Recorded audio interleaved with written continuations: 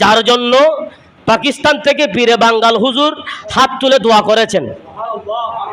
পাকিস্তান থেকে পীরে বাঙ্গাল হুজুর যেই মুসল্লির জন্য দোয়া করেছেন, আর ওই মুসল্লির নসিব তো খুশনসিব, ওই মুসল্লির জানাজার নামাজ পড়তে পারা আমার মতো ফকিরের জন্য এটা আমার জন্য অনেক বড় চাওয়া।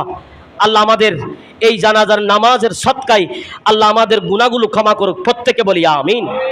হাদিসে পাকের মধ্যে আসছে শুক্রবার, বৃহস্পতিবার রাতে আর শুক্রবার দিনের বেলায় কেউ যদি ইন্তেকাল করে, আমার নবীজি বলছেন ওই ব্যক্তির কবরের ফিতনা থেকে, ওই ব্যক্তি কবরের বিশাল বড় গুনাহ থেকে, আযাব থেকে ওই বান্দাকে আমার আল্লাহ রক্ষা করবেন। সুবহানাল্লাহ।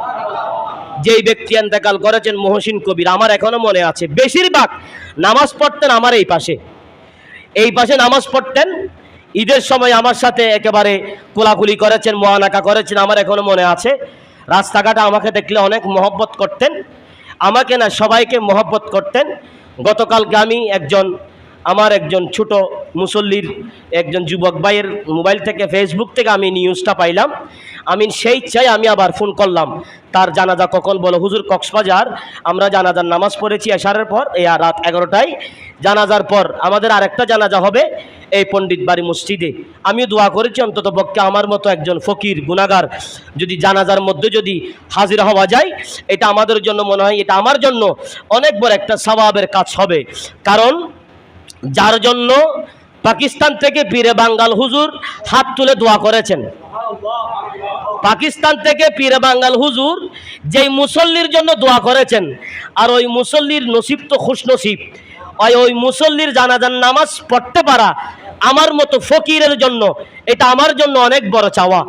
আল্লাহ আমাদের এই জানাজার নামাজের সদকায় আল্লাহ আমাদের গুনাহগুলো ক্ষমা করুক, প্রত্যেকে বলি আমিন। মানুষ মারা গেলে মাইকের মধ্যে প্রচার করা, কবর খনন করা, খাটিয়া উঠানামা করা, এই সমস্ত কাজগুলোকে কেন্দ্র করে প্রত্যেকটা ব্যক্তির কাছে আমার আল্লাহর রহমত নাজিল করেন। তাহলে কোন একজন আল্লাহর বান্দা সওয়াব থেকে দূরে না, কোন একজন আল্লাহর বান্দা নেক আমল থেকে দূরে নাই। মানুষ ইন্তেকালের পর যখন ভালো কিছু প্রচার প্রসার করে, তখন আমার আল্লাহ ওই কাজগুলোকে, ওই রহমতওয়ালা সৎ কথাগুলোকে আমার আল্লাহ গুরুত্ব দিয়ে ওই মৃত ব্যক্তিকে আমার আল্লাহ জান্নাতের মধ্যে দেন, বলি সুবহানাল্লাহ। তাহলে জানাজার নামাজে আপনারা আসছেন, আল্লাহ আমাদের বুঝার তৌফিক দান করুক, সকলে বলি আমিন। আপনারা আমার জন্য দোয়া করবেন, আমিও আপনাদের জন্য দোয়া করছি। আমার আজকের এই আলোচনার মধ্যে যেই সবকগুলো ছিল এগুলো যেন আমরা একেবারে মানতে পারি, তৌফিক দান করুক, সকলে বলি আমিন।